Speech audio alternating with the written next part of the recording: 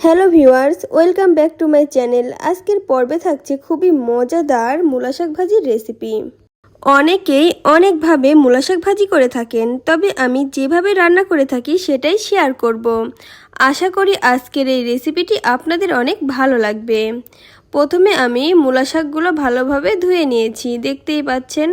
তারপর এই মূলা শাকগুলো আমার শাশুড়ি খুব সুন্দর করে কেটে দিচ্ছিল।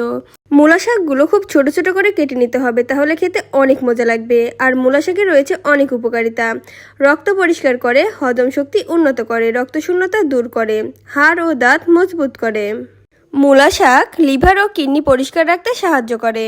এই তো দেখতেই পাচ্ছেন, আপনাদের সাথে কথা বলতে বলতে আমার শাশুড়ির শাকগুলো কাটা হয়ে গেছে, কত সুন্দর করে কেটে নিয়েছে। এখন এইগুলো একটু ভাপ দিয়ে নিতে হবে।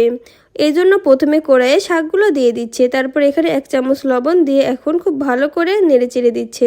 এই তো দেখতেই পাচ্ছেন শাকগুলো কত সুন্দর সিদ্ধ হয়ে যাচ্ছে। এখন এই পর্যায়ে পেঁয়াজ কুচি অ্যাড করতেছে। পেঁয়াজ কুচি দিয়ে এখন এগুলো একটু নেড়েচেড়ে ঢাকনা দিয়ে ঢেকে দিবে। আমার শাশুড়ি শাকগুলো ভাজতেছিল আর বলতেছিল শাকগুলো নাকি বেশি ভাজা যাবে না, তাহলে নাকি পুষ্টিগুণ একেবারেই নষ্ট হয়ে যাবে। এজন্য আদা ভাজা করতে হবে। এই তো দেখতেই পাচ্ছেন ভাপিয়ে নেওয়া হয়ে গেছে, তুলে নিচ্ছে একটি ছাঁকনিতে। এখন ফ্রাই প্যানে তেল দিয়ে দিল। তারপর এখানে রসুন কুচি, পেঁয়াজ কুচি আর কাঁচামরিচের ফালি দিয়ে এখন নেড়ে চেড়ে দিচ্ছে। এদিকে গল্প করতে করতে আমার শাশুড়ি ফ্রাই প্যানে স্টিলের ছুনি দিয়ে রান্না করতেছে, আর আমাদের মাথায় ছিল না যে স্টিলের ছুনি ব্যবহার করা যাবে না। তারপর ভাপিয়ে রাখা শাকগুলো দিয়ে দিচ্ছে। তারপর এখানে কিছু কাঁচা পেঁয়াজ অ্যাড করছে আর 1/2 চামচ লবণ। লবণটা স্কিপ হয়ে গেছে। এখন এগুলো খুব ভালোভাবে নেড়েচেড়ে ভেজে নিতে হবে। আর আমার শাশুড়ি তো আগেই বলেছে যে বেশি ভাজা যাবে না, বেশি ভাজলে নাকি শাকগুলোর পুষ্টি একেবারেই নষ্ট হয়ে যাবে। এই তো দেখুন এখন খুব সুন্দর করে ভেজে নিচ্ছে।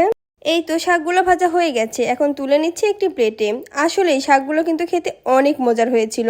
আর আজকের এই রেসিপিটা যদি ভালো লাগে অবশ্যই লাইক কমেন্ট শেয়ার করে পাশেই থাকবেন। আর সবাই অনেক ভালো থাকবেন। আর আমার পুরো ভিডিওটি দেখার জন্য আপনাদেরকে অসংখ্য ধন্যবাদ। আল্লাহ হাফেজ।